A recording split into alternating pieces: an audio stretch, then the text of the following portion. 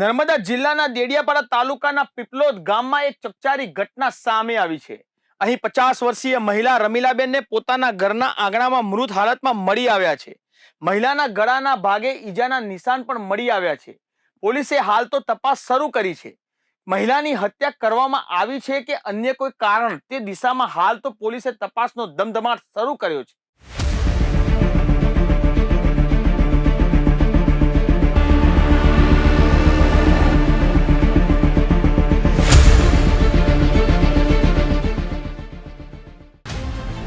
નર્મદા જિલ્લામાં ચકચારી ઘટના સામે આવી। 50 વર્ષીય મહિલાની લાશ ઘરના આંગણામાંથી મળી। મહિલાના ગળાના ભાગે ઈજાના નિશાન, ગળું દબાવીને હત્યા કરવામાં આવી હોવાની આશંકા।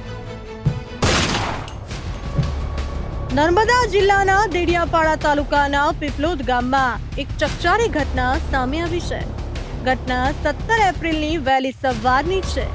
મૃતક રમીલાબેનની પુત્રી પુષ્પા વસાવાને તેના દીકરા મહેશનો ફોન આવ્યો હતો। મહેશે તેની માતાને જણાવ્યું કે નાની ઘરના આંગણામાં પડી છે। પુષ્પા તેની બહેન કલ્પના સાથે તરત જ પીપલોદ પહોંચી। ત્યાં જઈને જોયું તો માતા રમીલાબેન નિસ્તેજ હાલતમાં મળ્યા। મૃતકના ગળા પર કાળા ધબ્બા જેવા ઈજાના નિશાન જોવા મળ્યા છે। આ નિશાન પરથી ગળું દબાવીને હત્યા કરવામાં આવી હોવાની આશંકા છે। પરિવારજનોના જણાવ્યા મુજબ અગાઉ ફરિયાદીના કાકા સોમાભાઈ દારૂના નશામાં રમીલાબેન સાથે ઝઘડો કરતા હતા। જો કે હાલમાં કોઈની સાથે વિવાદ હોવાનું સામે આવ્યું નથી।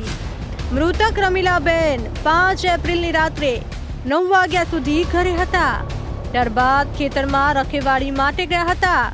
ઘટનાના એક દિવસ પહેલા સાસરે રહેતી પુષ્પાની માતા સાથે ફોન પર વાત થઈ હતી। તે સમયે રમીલાબેન શાંત હતા અને કોઈ તણાવની વાત કરી ન હતી।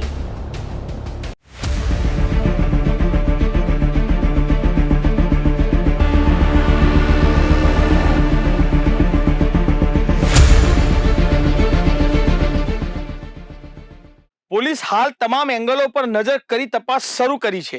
પોલીસે પરિવારજનોની પણ પૂછપરછ હાથ ધરી છે, કેમ કે પ્રાથમિક તપાસમાં સામે આવ્યું છે કે ફોન પર વાત થઈ હતી। તે સમયે રમીલાબેન શાંત હતા, કોઈ તણાવની વાત કરી ન હતી, તો પછી રમીલાબેનનું મૃત્યુ કેવી રીતે થયું?